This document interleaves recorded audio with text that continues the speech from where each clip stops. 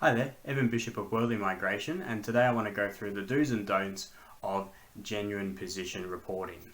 So a genuine position, it could be called a genuine position statement, genuine position letter, genuine position reporting. The key idea of it is that you're going through that it is a genuine role that you're nominating someone in your business for. And I want to start with the don'ts because I've seen a lot of shockers out there. So say an example of a chef, you're nominating the chef in your business. I've seen a lot of people's reports that have gone through and reporting type format. They've done, a photo of every single item on their menu, and sort of 20 photos of the interior of the restaurant and stuff like that, and gone really overboard in that regards. And yes, they might have included all the elements that you need, but for the genuine position, but they haven't really focused on it, or it might be in there, but it's washed down with the amount of photos that the person puts in there. So that's probably my biggest sort of don't in relation to genuine positions.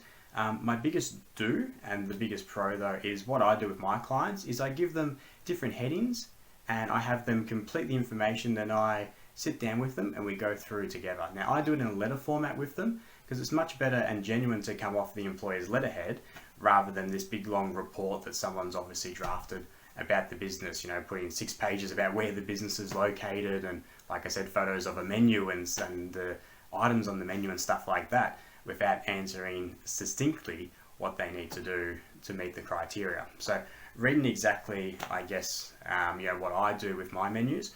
With my headings that I give an employer. The first one, a bit about the business.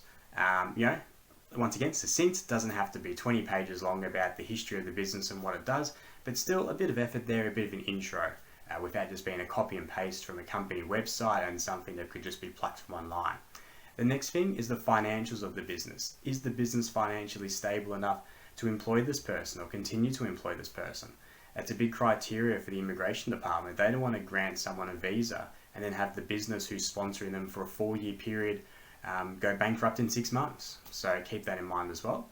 The next one I go through with them is how the role came about in the first place and why wasn't anyone else in the business considered for the role. So we go through the org chart structure and the history about that role in the business. Is it being newly created because the business is expanding and going into different services? Or is it because, maybe someone resigned from the role or the person's been existing in the role? If they are, the nominee is existing in the role, what happened before that period? The next part I go through is about the benefits of that role to the business and how it fits into the scope and nature of the business as well. So once again, very descriptive, and like I said, I go through the headings with the employer, give them an opportunity to write down some things, but a lot of this is why you hire a migration agent to go through some coaching with them, and what would be the best example. Very rarely does someone write too much with these sort of things, but they definitely don't touch on some elements enough. Next aspect I go through is listing all of the different position description dot points and how it relates to the ANSCO code for that occupation. That's a big thing as well, to say that, okay, if this role is as, say, an accountant in a business, then you're going through making sure that it's not a clerk or just a bookkeeper. And this is a good opportunity to be able to describe it. And then the final section I go through is about the nominee's suitability for that role. So notice how it was on a letter format, and what I've done is really focused with my employer, my client, to go through why this role is needed in this business at this time for this purpose, etc., etc. And then finally touching on why the nominee is the best person for the role. You really don't want to have that the business really needs that person in particular.